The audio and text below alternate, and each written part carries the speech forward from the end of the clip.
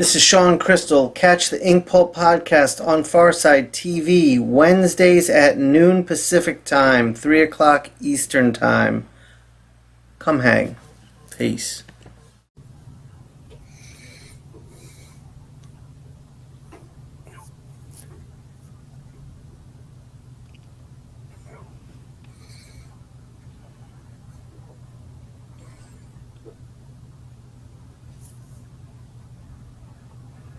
You gotta do that every time.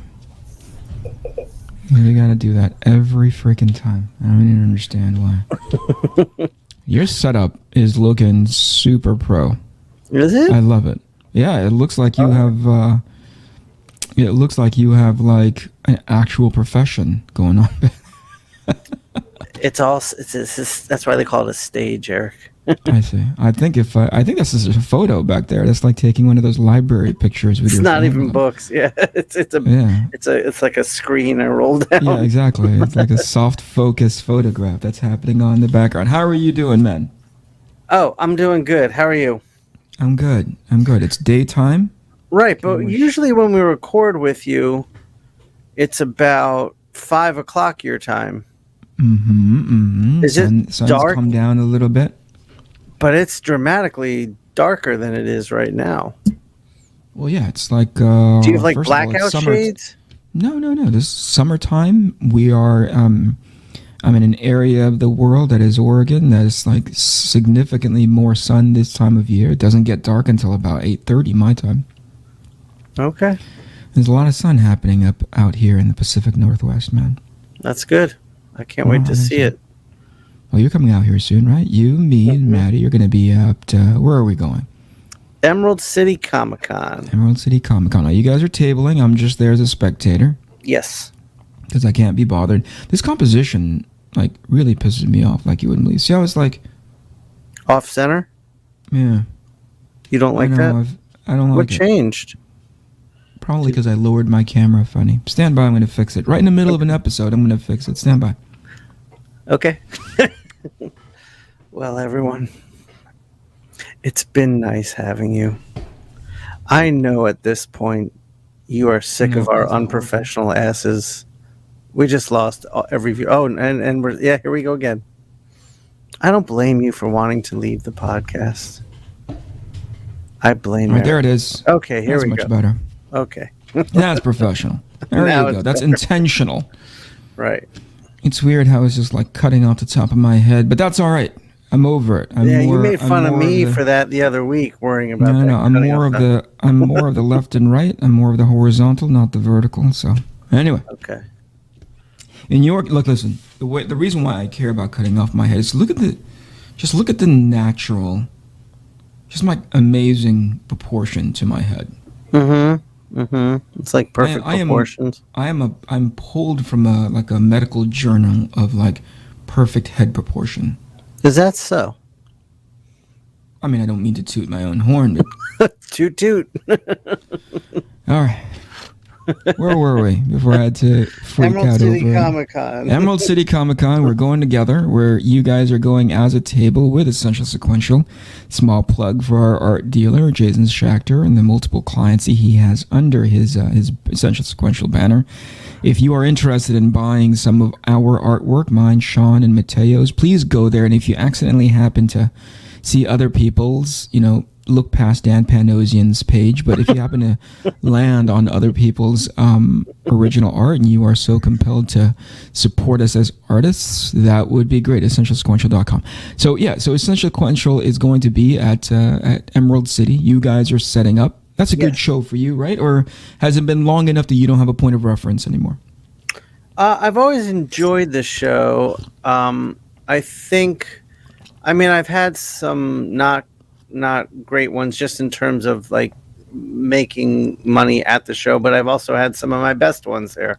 Sure. But whatever it's a weird show, isn't it? Because there's shows that we know for sure going to be consistent no matter what. Not necessarily like, money hand over fist, but definitely I'm going to make X amount, right?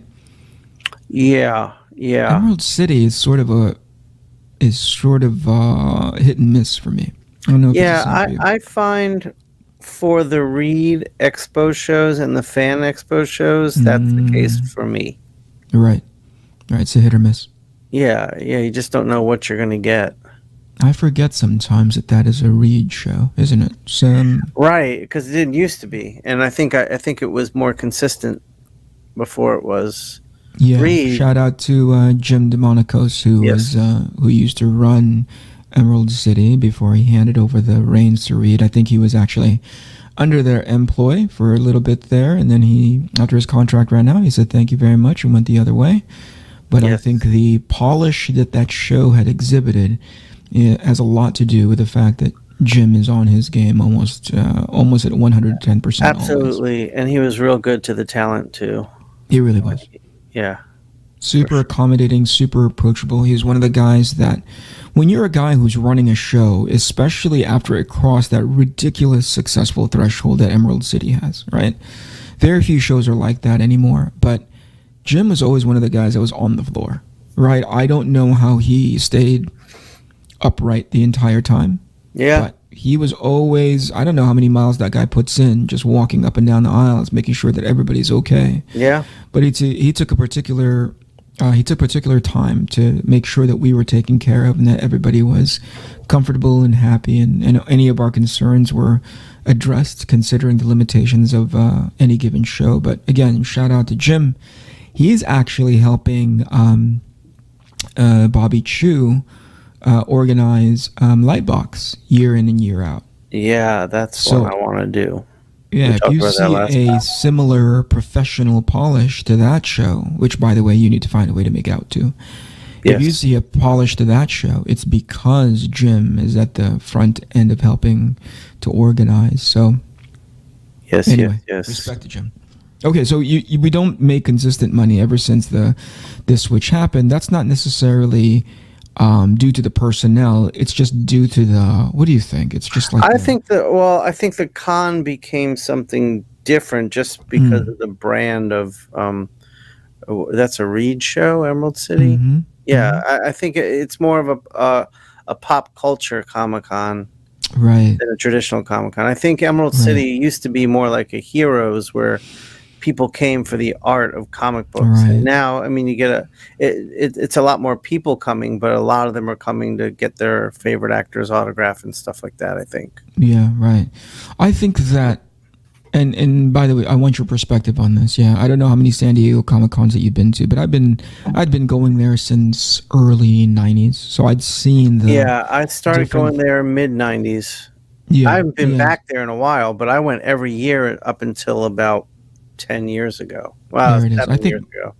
I think mine is similar, right? Number one, it was like I felt very lucky that I was regionally pretty close to where it was. I was living in Los Angeles at the time. This thing was in San Diego. So it was easy enough for me and my friends to sort of pack up 2 cars filled with a total of maybe 10, 12 people, right? And we would go down there and shack up at the local Howard Johnson's that was 12 to 13 blocks away. Right. And we would all be in one room together. And I was recollecting this story with Cassandra, because we were talking about conventions just recently.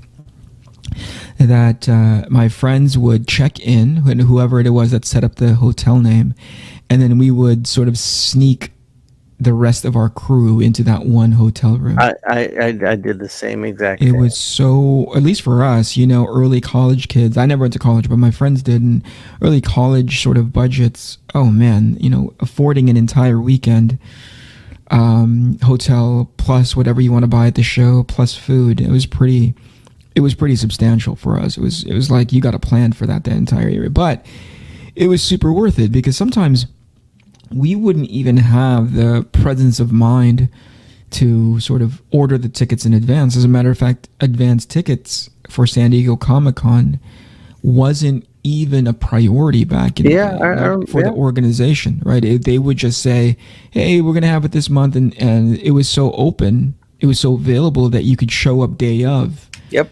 Wednesday night, Thursday morning, and be like, I want a ticket for all shows. I always did, yeah. That's what I always did. Yeah, it was so easy. And I was watching. I can't remember who was talking about it, but I was really trying hard to recollect when the tide turned to turn it into what it's sort of become now and built on, right? So it's like, oh, you can't get, tickets day of anymore. You have to pre-order them, and they're no longer holding them at the show where they're printing them out. They actually have to send it to you with like all of these security features built into it, and they've long since outgrown the show or outgrown the venue, but San Diego had actively found a way to keep them there because that influx of people and business is really sort of, some businesses in that area, quite frankly, hinge on that show. I think much of the downtown much of that city hinges on the show. I mean, look at the growth of the city itself from that area. Show. Yeah, I mean, let's talk about that, because I remember, again, sleeping 12 blocks away. I don't even know if that Howard Johnson's is there anymore, but I don't think so. Walking from that hotel to the actual convention floor, or to the convention center, it was one straight street. I can't remember what that main street is that leads you right through downtown San Diego.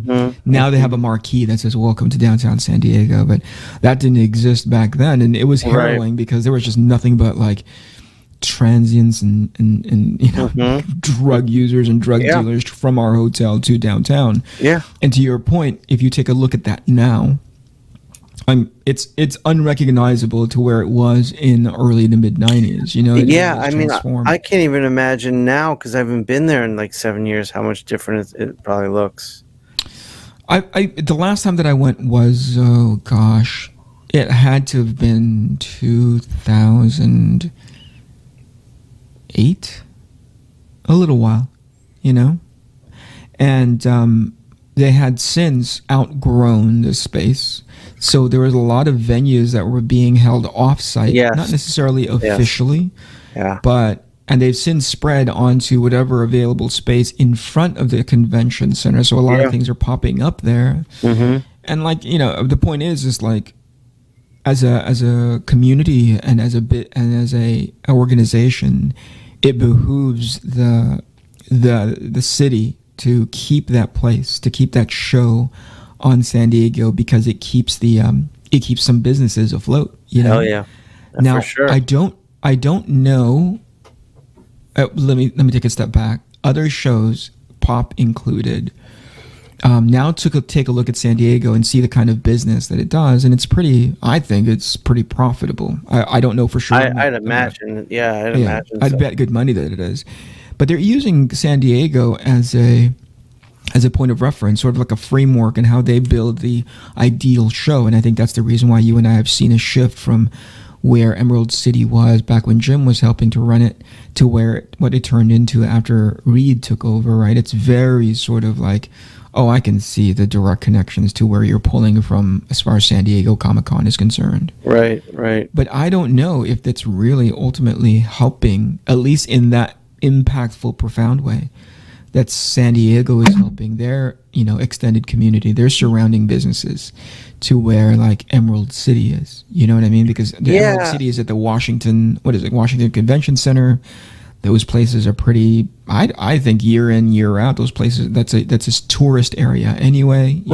Right. And the same thing, Javits in New York. Like if Comic-Con wasn't there, there'd be something else there making the money it needs to make. I don't think. I agree with you on that. I don't know that in other cities, because San Diego,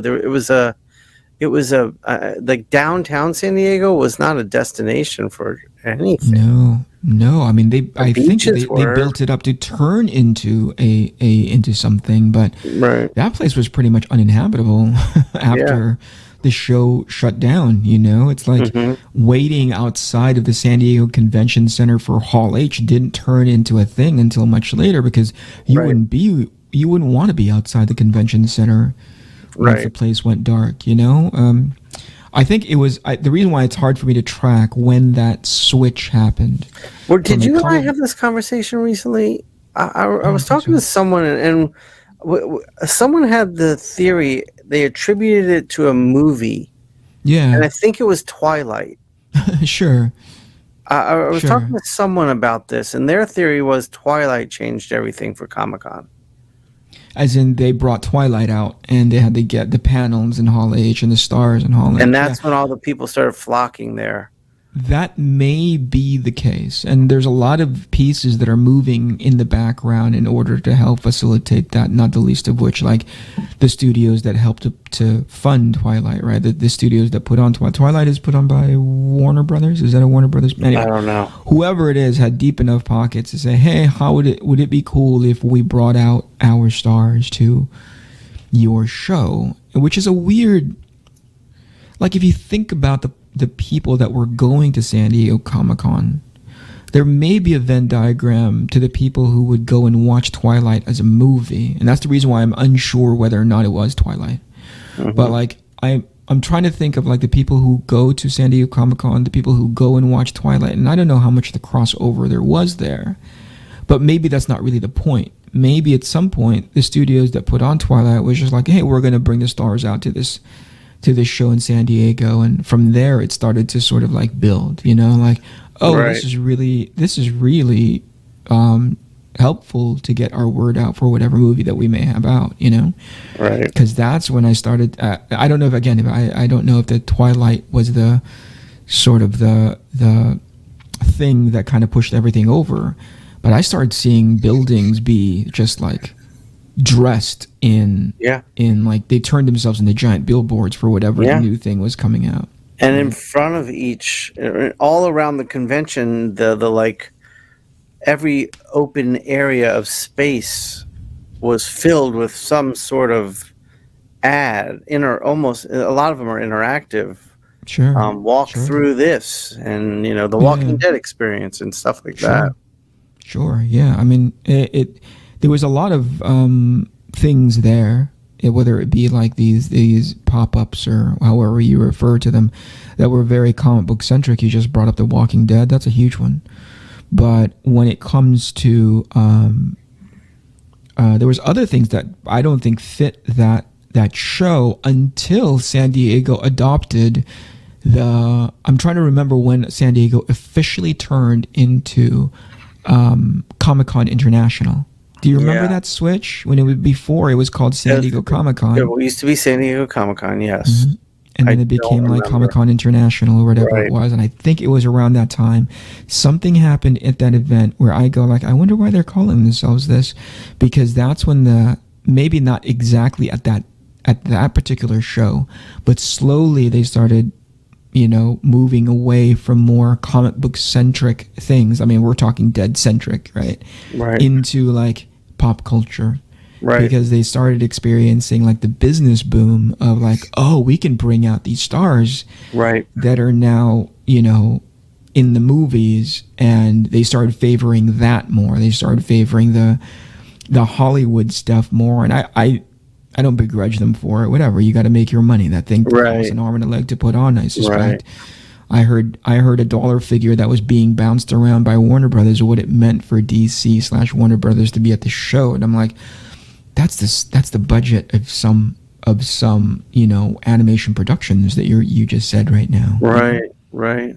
In the tens of millions, Yeah, and I remember it got to the point where getting exhibitor space was so outrageous that publishers were like, it's not worth it for us. I remember going a year, there was no representation from Marvel or DC. Of course, this is before the movies were coming out and making that kind of money, because after that, Marvel's booth became movie ads. Yeah, exactly. But it used to be, small little comic book publisher booths, and I remember that went away. Yeah, and let me tie that back to the current way and I'm not going to dunk on the industry, but I think it really did have a profound way of how the comic book industry started conducting themselves, right? So anyway, so going back to what we were talking about in the beginning, as we start seeing these shows sort of like, become less and less mom and pop and more like, what would you call it? Like corporate? Like franchise, and not necessarily even franchises, but like they fall under one banner. I guess corporate is the best way to explain it. That's what I always call it. Yeah, it starts to become I mean, again, the model is there, right? They follow San Diego Comic Con. So it becomes less and less of a comic book show because that's Right. not as successful, that's not as financially viable. And it starts to become more and more about a pop culture show, which is even more viable. I'm not insulted by it. Run your business the way you want to run your business. Right. But the more I think about it, the less and less I want to be involved in something like that. Right? I agree with you. I mean, I was thinking about next year, and we had talked about being how selective we're going to be about what shows we attend, and I'm taking all the shows I'm doing this year to give me feedback. But I mean, it's as far as Read and Fan Expo, those are shows I'll be doing a lot less of, I think. I don't know that for what I'm looking to get from a con, those are the ideal spots to hit. I agree. Both you and I are running businesses right now. You are doing Inkpulp instructions. By the way, we talked about how you made the switch onto having a more sort of closed off ecosystem when it comes to people finding you. Where can they find you now, Shawn? Inkpulpinstruction.com. Right on. And I'm working on my business called Arc Athena. It's a 6-issue miniseries that I'm slowly but consistently crowdfunding. Slower than I'd like, faster than most of that's out there. Book 2 is out. Yeah, book 2 is out, and you can buy the second book in at iconiccomics.com. And I'll be able to. I'm working on book 3 now. There's a couple of things happening behind the scenes that's kind of slowing me down from the other hats that I have to wear when it comes to publishing. Like, it's not just drawing it and then sending it to the publisher and the editor and going like, good luck. I'm actually the publisher and I'm not the editor, but certainly everything falls to me to either sign off on, or to say, hey, that needs amendment, and that's a lot of time spent. Surprisingly, more time than I'd grown accustomed to. You know, that's funny. I was going to ask you today. I find it. I find it difficult to understand how to schedule, because every day there seems to be so much that pops up in regards to your business and my business that requires attention, that it just eats away time. And it's great because it's teaching me how to run a business, and it's teaching me what everyone who has a business is doing. But it's also something I was completely ignorant about. And well, let's get back to that real quick. Let's get back to that in a minute. Okay, go ahead. What were we talking about? Oh, yeah, being more selective about our shows. And as I look towards that sort of horizon, right? So as I look towards that trajectory, I'm looking at the sobering concept that, you know, there's a hand, like, you know, Jason, and I'll end up talking to Jason Schachter about this later on, that I'm looking at the sobering reality that we might be holding on to a business model that's not as viable anymore. You're talking about the cons? Yeah, like going there and doing commissions and blah, blah, blah. I was thinking the same thing yesterday. It might be phasing itself out already. You know, I'd like to tap all the essential sequential artists and say, like, how are you doing at these shows? Are you doing it because it's what you come to know, or is it because it's as good business for you as it was previously? Now, there may be exceptions to that, like Maddie has always been, you know, ever since he turned the corner, he's always been busy. He's, you know, he can't turn those things out around fast enough. But I always ask, like, but he's also, I mean, he gets to a show and he doesn't lift his head from his desk for 4 days. I mean, he's on crazy, like, I think he's working harder at cons than he does at home. In fact, I know he is, because I know his schedule at home.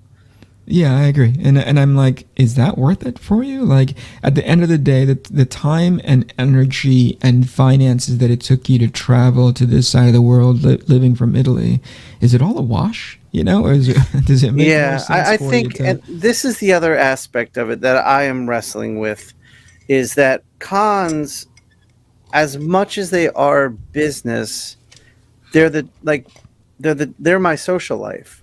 Like, I don't, my friends don't live near and around me.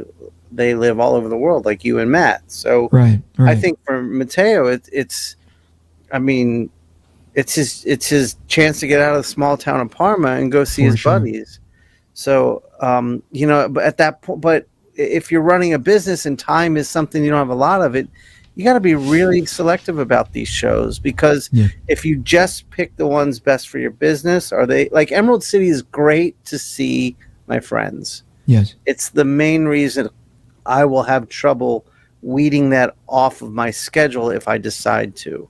Yeah. It's probably the show I would say I go to see my friends more than any other show. Yeah, because the city is great. You know, it facilitates a lot of our hanging out. You know, we move at a particular speed. We're not necessarily.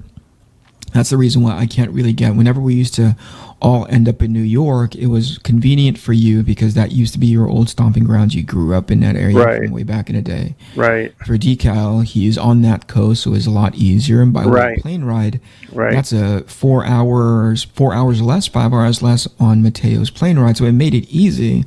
But for me, I now have to lose 4 hours, 3 hours, and I never really get comfortable in that city. Well, New York's not an easy town to do a show in. Seattle is so easy. Sure. Because everything's a short walk. Sure. Nothing's so crowded that you can't maneuver around it. For sure. And as far as like getting into a restaurant and stuff, it's never impossible. Yeah. Whereas New York, I mean, just getting to where the restaurants are. Yeah. Is from where we're staying, right? Right, from is an adventure. It's not near the convention center. I mean, no, not at all. So it's a hard city to do a con in, whereas Seattle's so kind of effortless. Yeah, it all depends on where your mindset is, right? Some people are energized by being in New York. Me, I am, and I love it. But Seattle, it's much more relaxing. Yeah. Well, anyway, so my point there is like you have to start doing the cost-benefit analysis of, hey, we're going to all of these shows, and I'm just not talking about us. I'm talking about like the rest of the artists. Like we're going to all of these different shows, and how successful has it been for you collectively? Like what, you know, there's obviously things that we're not going to be able to see, all the periphery stuff. Like there could be conversation like, oh, it's a way for me to help promote myself where I'm at the show and I'm out in people. Like I don't typically have a comic book in that I'm working on, a series or an ongoing whatever. It's a business trip for me because I go out there and do the handshaking and the hobnobbing that I'm like, I don't know if that's still, I really want them to, I really want to learn from myself by having them ask themselves, like, be honest. Are you say that, but is that still true? Right? Is that still a thing that's happening, or is that something that you're just holding on to? Because I never want to take, especially something like this, I never want to automatically take something at face value. We used to go to these shows because we understood their value. Hanging out was a nice icing on the cake. Right. But for me, it was good business, number one, because again, I wasn't working on a mainstream book. It was a way for me to keep my name out in circulation, and potentially there was things that I picked up there that I, by way of work, that I wouldn't have access to unless I was at those shows.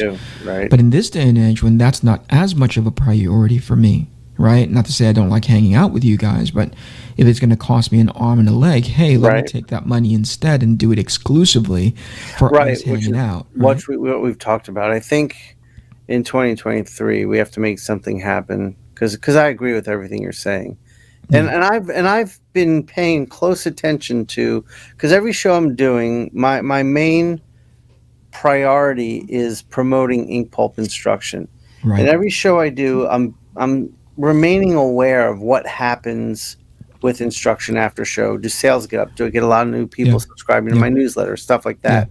And the answer is no so far. I'm getting some, but I would imagine if I put that money that I put into the show into marketing on the internet, I'd get a better return. Yeah, for sure.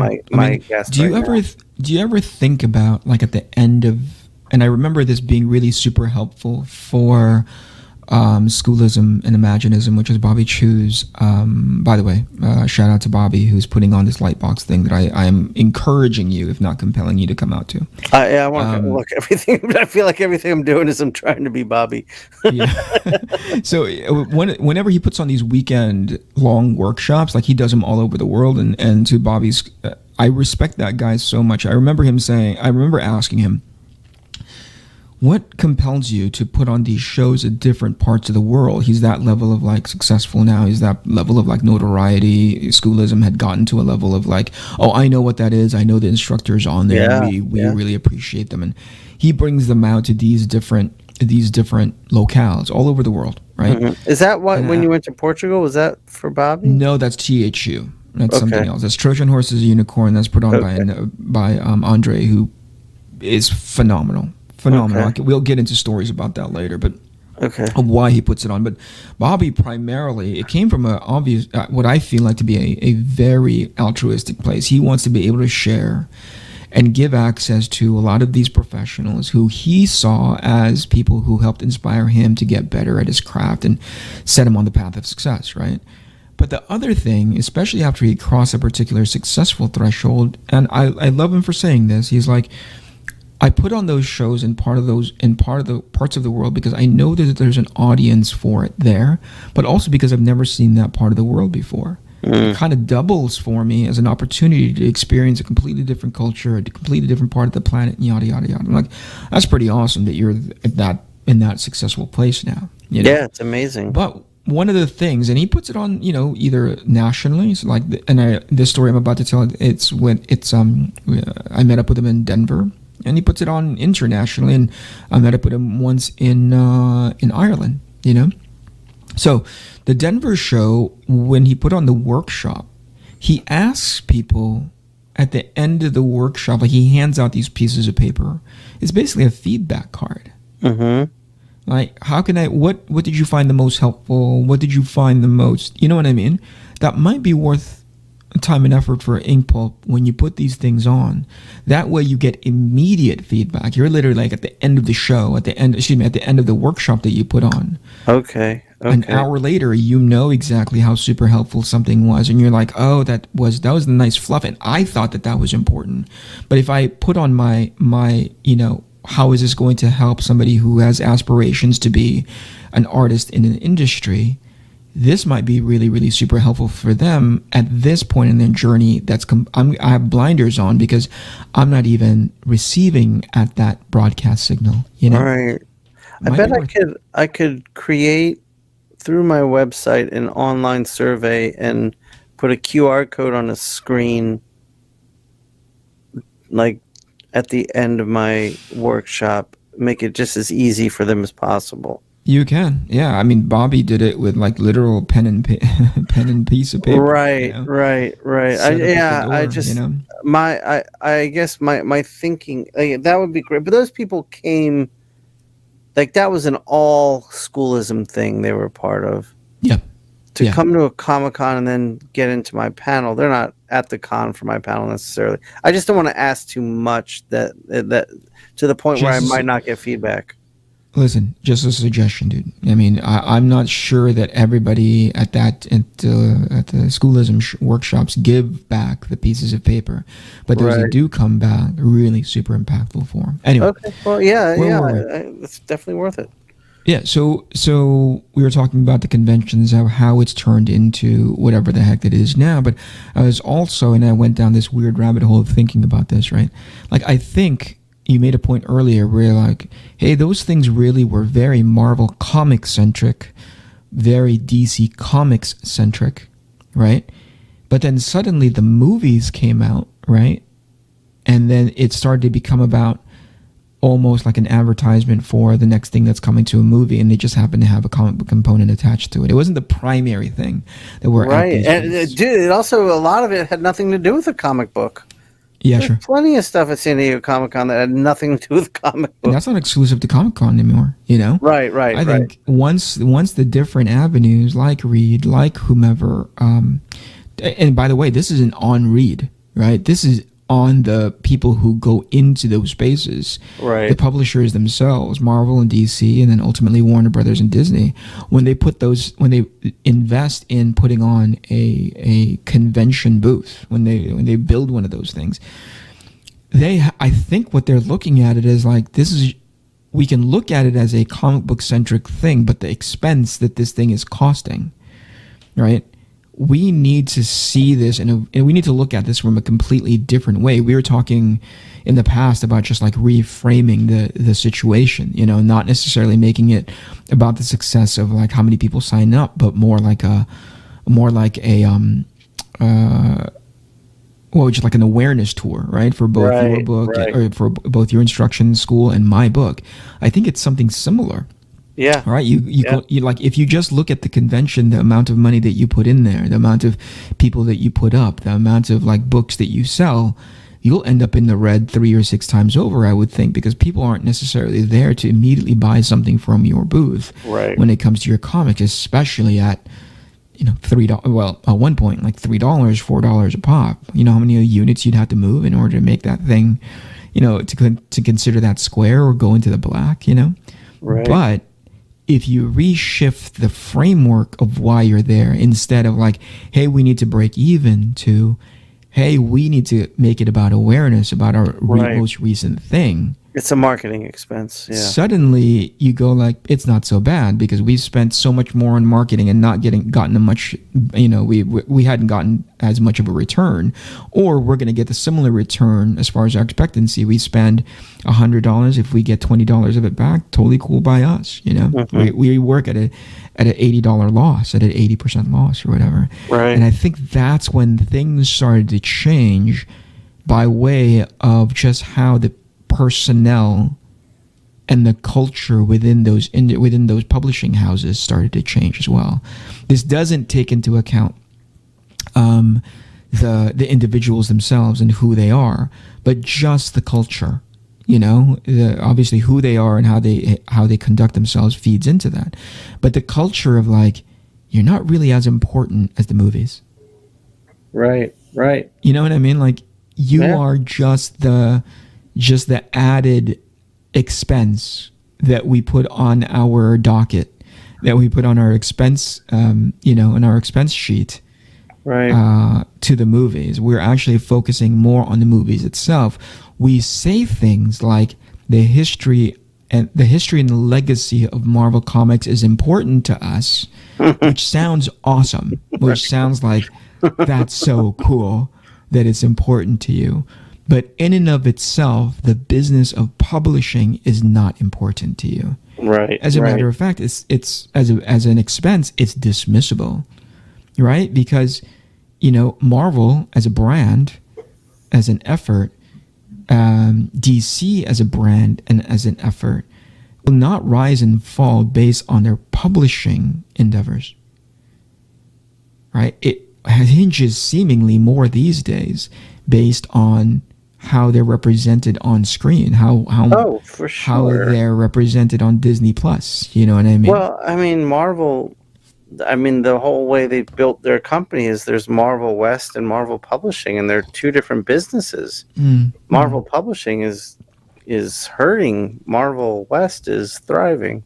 Yeah. Like, I look at it like this. If, and this, by the way, is the cartoonish, overly simplified, I'd want to hear from you about this. Like, is overly simplified concept. If Marvel Comics shuts down tomorrow, Marvel as a business, and especially their feature film business, they won't feel a single thing. Not a thing at all. No. That's what I mean. They would be like, oh, we have enough in our archive. We have enough in those omnibuses. We have enough. They can make movies for hundreds of years. Properties. Exactly. However, if Marvel Cinematic Universe shuts down tomorrow, oh, it's all going down. Yeah, I think Marvel as a publishing endeavor, DC as a publishing endeavor, like, would really start feeling the pain of what contraction ultimately means. And we're talking about just as a business and just as a profitable entity.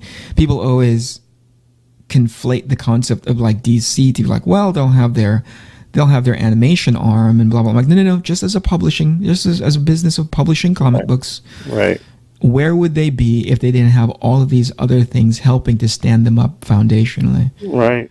They'd be in so much trouble, which then again reflects on your culture, right? So here's what I mean. If you if you value the culture across the board, that means there is an evenness relative to the impact that it has on your business, right? You would vet the hell out of personnel. Right. You know right. what I mean? You would make sure that when it comes to the context of publishing, when it comes to the context of feature film, when it comes to the context of like television animation, whatever it is, you are vetting for those people in the at the leadership position in the highest quality possible. You're not trolling. You're not scouring the bottom end of LinkedIn. You're not going to the depths of LinkedIn to find somebody to populate that spot. Right. And most specifically, you would take those people, that person, that human salary, very seriously. Yeah. Because you bring in a specific kind of professional individual at a specific salary, and you go like, we take this thing seriously. And you'd have one hell of a training program for the new hires as well. Correct. You would have an onboarding program. What do you call it? Yeah, you would have an onboarding program that rivals what? I mean, I was at Disney when working on Tron, right? And their orientation program was a week and a half long. Wow. They're going to walk you through their history. They're going to walk you through what it means for their brand. They're going to walk you through everything, what it means to work for that company. I don't think any employee from Marvel ever did that. And if they did it through like a video, and they just click next, and call it a day. Yeah. It is to say that there is nothing in Marvel's publishing arm, in DC's publishing arm, that sets them up culturally for success. Number one, you underpay them. Yeah. Number two, you don't vet the hell out of them. So even the ones that you get are being, and I know this for a fact, they're being recommended by friends of friends. Yeah, I know. Right? Yeah, I know that who have like no experience in the space, which I don't mind if you have a little bit of experience in this space, but you also have to have the mentorship and the guidance built in. It has to be built into your culture to walk them through what it means to be in that space, to set them up for long-term success. And again, if you have if you zoom out again to the 10,000 foot view of, we are prioritizing movies, and it's clear how we're doing that because we use your booths as a loss leader, so to speak. We use our presence at these different conventions to just say like, we don't really care about the publishing. We're looking at it more as free advertising. We're not really free, but the advertising for the next thing that we're coming up with. Right. You draw in the appropriate people for those spaces. Yeah. Right? Number one, not just internally, but also externally, the fans are just going to walk through that place looking for the next cool Thor Ragnarok outfits that's behind glass so they can see it up close and personal. Right. And maybe once in a while they'll get a free poster. Everything is always free because that's how advertising works. Right. But rare are you making any of these efforts for your publishing. And it's pretty clear to me why people are like, I wonder why these comic books are costing an arm and a leg. I wonder why Marvel is doing 20. I lean and I'm very biased against all of and anything that Marvel is currently doing for their advertising pushes, but they're handcuffed, right? Yeah. And I wonder why Marvel is doing like 20, 30 plus variant #1 covers, and you know what I mean? Like, yeah. I mean, I could step back and say like, not my monkeys, not my circus. But if I really sit down and think about why they're doing that, it's a lot more systemic than just a bunch of dumb people, which that's inexcusable. Obviously, I'm not going to let them off scot-free. But at the end of the day, it comes from a very poor cultural way people are conducting themselves, or the way people are conducting themselves culturally are being informed by how their parent companies are treating them. Right. Does that make sense? Total sense. That's a lot of talking from me, man. You need a coffee break? I'm going to need to take a walk around the block just so I can regain my composure. But comics is a funny business to me, dude. Comics, I mean, as much as I love the actual medium itself. Is it a medium? I don't even know. Comics is a medium. Okay. I always looked at it like comics is a medium first and an industry second. I mean, there's an industry around it, but it's an art form. Right. But I've always been more concerned with the art form than the industry, to my detriment, probably. Yeah, for sure.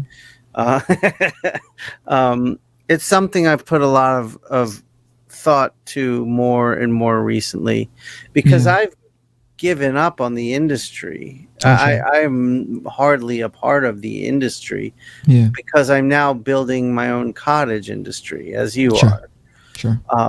But I also, like we've talked about this before, I think for too many people, the industry is the priority, and the craft, the medium, is what suffers. And when I think about, I've been thinking about this a lot lately in regards to Inkpulp instruction.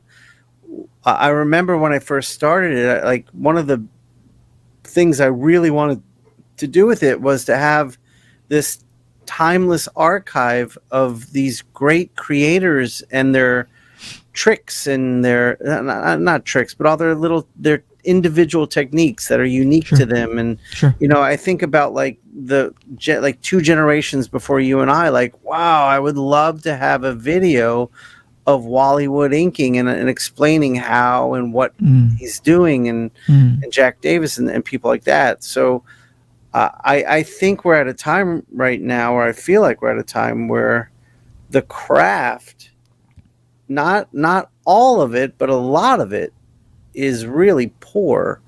And what I'm hoping to do with Inkpulp instruction is reinvigorate the younger generation coming up to get excited about the craft, and hopefully create a shift for better comics in the future for everyone. Again, to me, if I can point at anything, that goes back to my cultural call, which is not you, but when an industry deprioritizes its tenants, when it deprioritizes the thing that got them there, and just start, it's very difficult to be, because I can see the business side of it. It's very difficult for me to be overly critical, because I know I can understand the challenges that are sitting in front of them. Right, they've been deprioritized as a business effort. Right, they've been deprioritized as a business effort. They have been told they can only do so much with what's given to them, and now they're getting dum-dums inside editorial spaces. Yes, they are. Who have neither the history in narrative nor in art.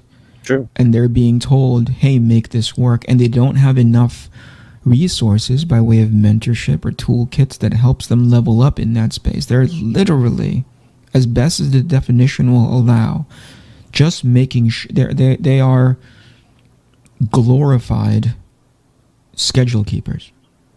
That's a very good way of putting it. Right. I don't understand, why not just call them that? Why not just call them like, schedule keepers as opposed to editors? Because some of them, not all of them, but some of them where you go like, you want to know why the quality of this book is poor, why suddenly this art is the standard and by which you are representing superhero comics. And that's what they are, right? Your brand says you are a superhero comic, and how does this art help exemplify that? How does this be the sort of aspirational version of superheroes, of what it means to be a hero, what it means to be somebody who has faults, who has like flaws, but rises above them, and therefore you can relate and cheer for them. How does this art represent that? And I'm not saying go all the way to the extreme of like a Rob Liefeld or the craziness that is a Todd McFarlane. Everybody always thinks, oh, Canete's going to end up talking about like the fucking 90s. And I'm like, no, I'm not. Rare am I ever going to go into that space. But there are instances where you look at things like, even stylistically, somebody like Norm Brayfogle, somebody like John Bogdanove, somebody like John Byrne, somebody like Dave Cockrum, and these are old school guys, and people are like, oh, that's a dated style. That's not what I'm pointing at. The style is not what I'm pointing at. And again, it gets confused. Like, oh, you just want to bring back like vintage looking stuff. And I'm like, no, I want to bring back the aspirational way those things are being drawn. Right. You mean hypersexual? Right. No, aspirational. It just happened to be that the culture allowed for it to be hypersexualized back then. But it sure as heck doesn't necessarily mean that's going to be a one-to-one. It could. I won't leave that off the table, but it could do that. But the guys that they're drawing now, the way people are being drawn now, like normal dudes. Yeah. Is that aspirational, or is that just because there's some guy who's, on the editorial side, who's not smart enough to understand and pay homage to their brand? They don't quite understand that, oh yeah, this is a superhero brand. And for me to keep doing like normies in cosplay outfits in these books, that doesn't make any sense to continue these brands. Again, as sort of like ramped up as I will get about these kinds of things, I'll just fall back to like, not my monkeys, not my circus. Along those lines, I wish I could remember who I was having this conversation with. It was an artist I was talking to about a book they're working on. It was Marvel or DC, I don't remember. I want to say it might have been like a Superman book. And I think it was even a Bendis script. Sure. And it's just like, they're like, oh, this is the talking head Superman book, or this is the, and I don't know. Did they describe it like that? No, they described it as a not an action book in any way, shape, or form. How tragic. And my response, like we were talking about, I was like, what reader is gonna buy that? Like, it seems completely tone deaf to what a superhero comic is. Sure. It's like the slice of life of the Superman titles. It's like, and like I said, somebody got introduced into that editorial office that said, hey, this is okay to do. Right? And I don't have anything against Bendis. I don't have to read his books, right? No, I'm not even. I don't care to. And I think there's room for a Bendis when he was doing whatever he was doing. But somehow, some dum-dum on the editorial end read Bendis' stuff on a Superman-ish like title, where whatever he was in previously, and said, whoa, that works. And a whole slew of people who were copying the heck out of that narratively started to implement it across the board. And you go like, oh, you don't get why that's special. You want to make everything Dark Knight Returns, not realizing in order for Dark Knight Returns to work, you have to have it in context to what Batman was.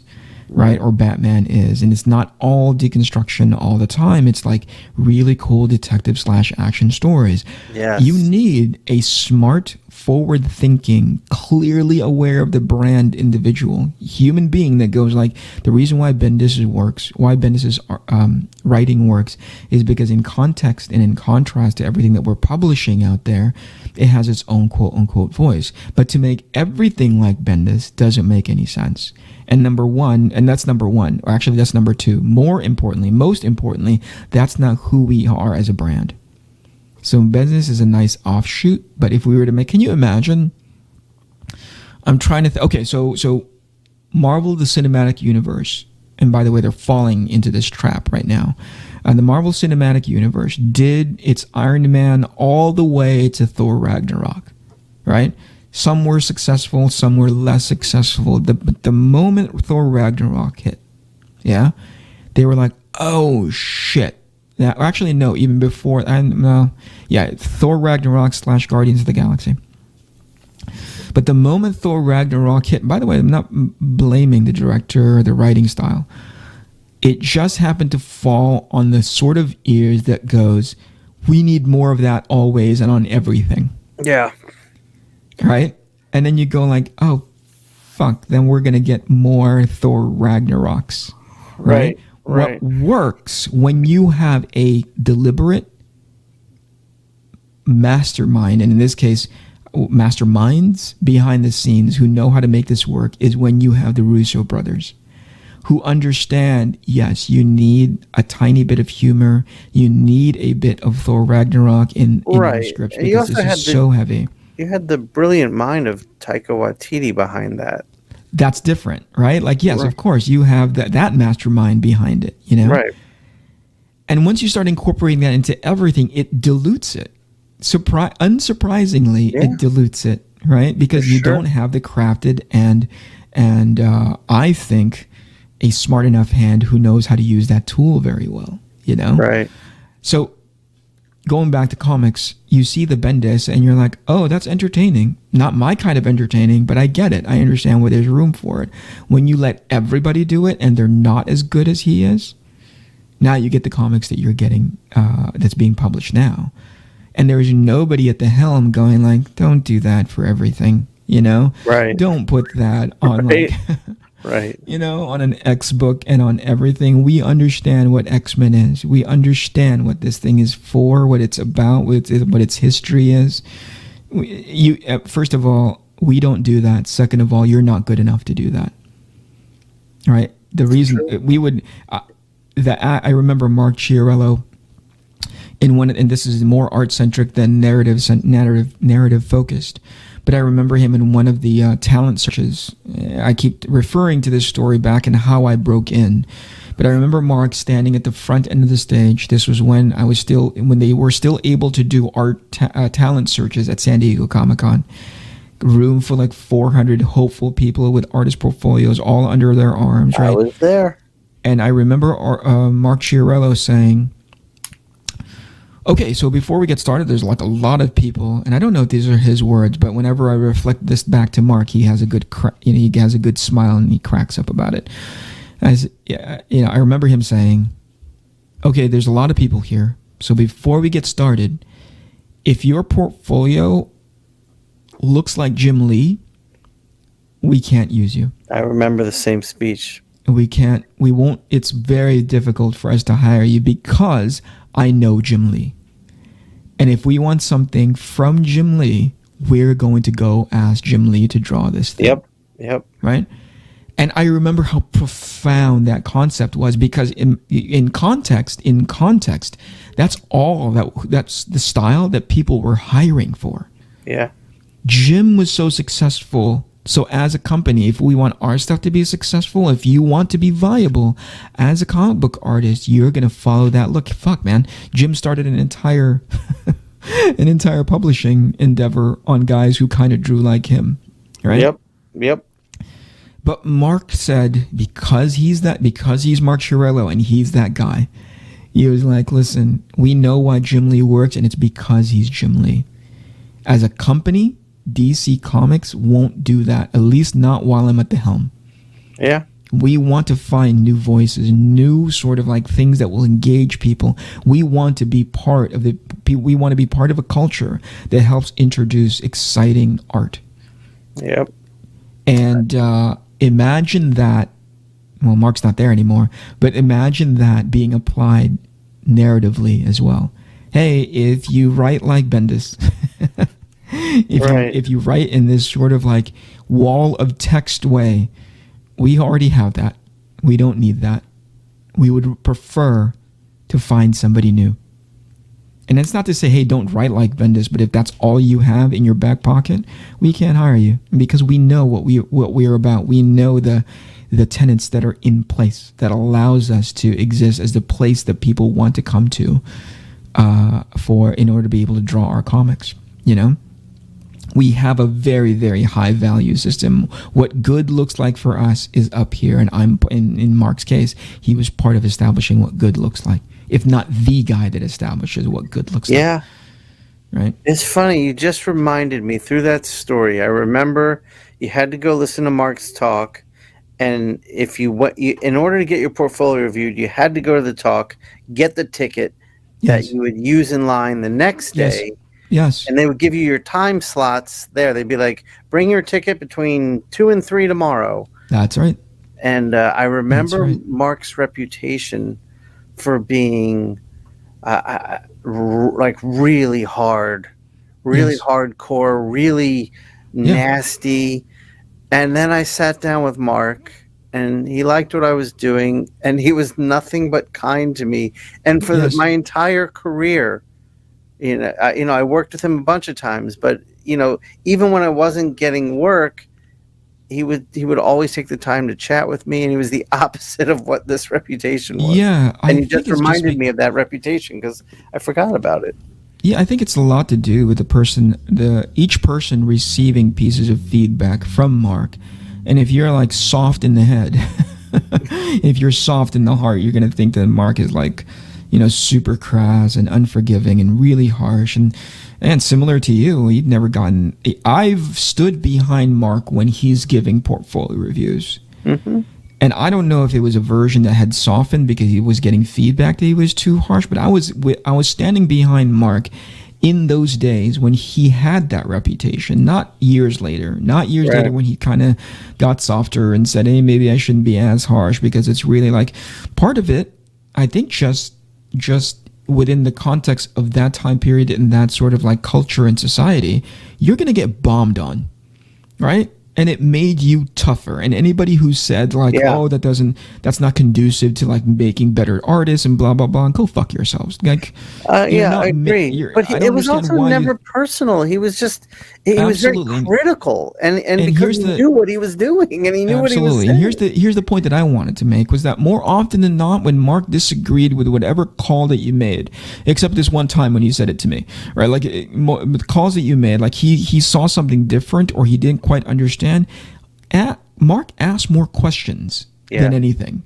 Yeah. Why did you do this? And if that's confrontational to you, if that's like, oh, that's overly harsh and critical and blah, blah, blah, Mark was just like, why did you color the sky yellow?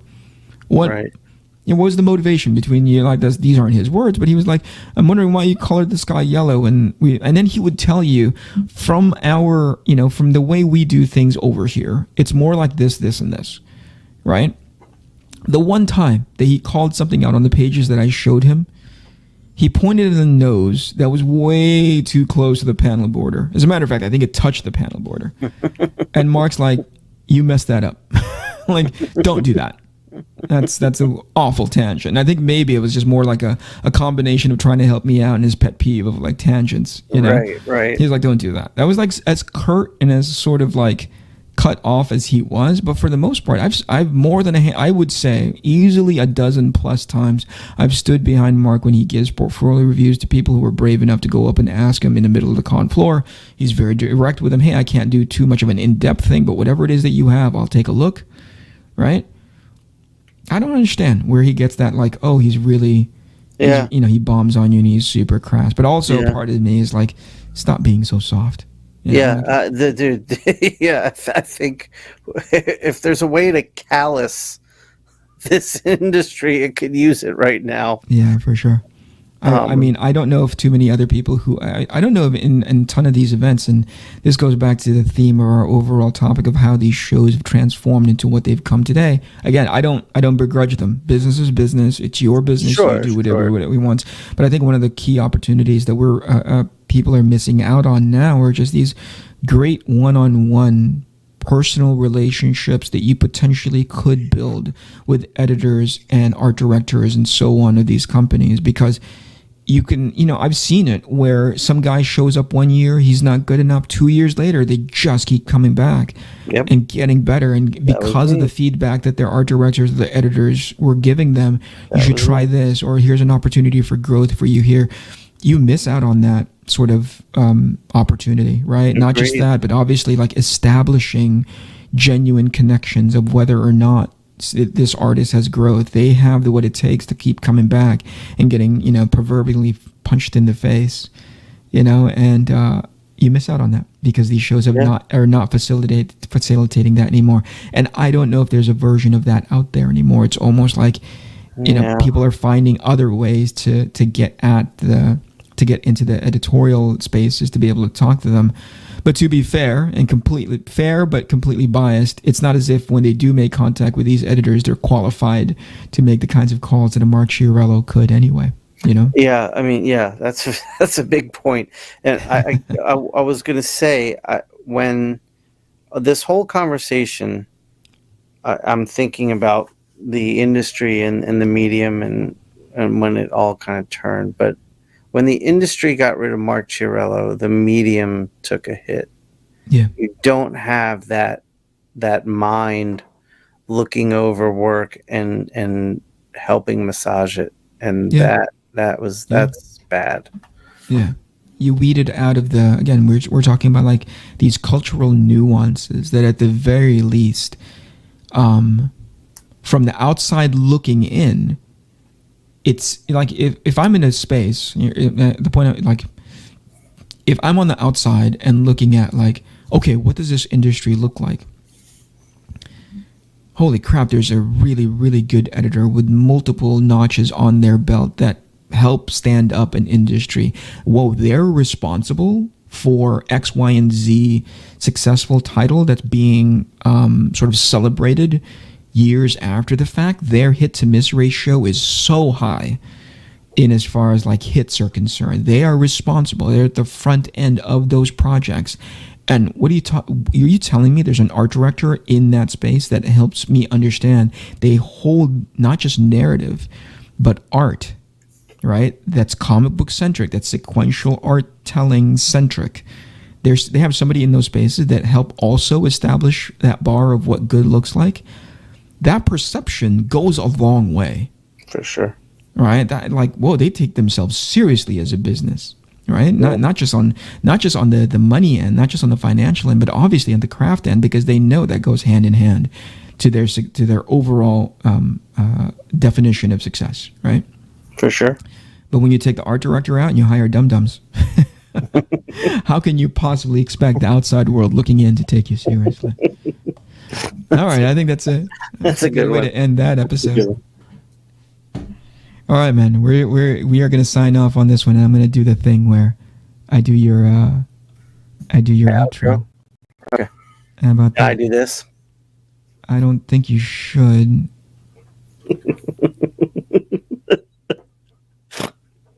Just hit the outro. All right. Oh, I gotta find it first. You've thrown me off.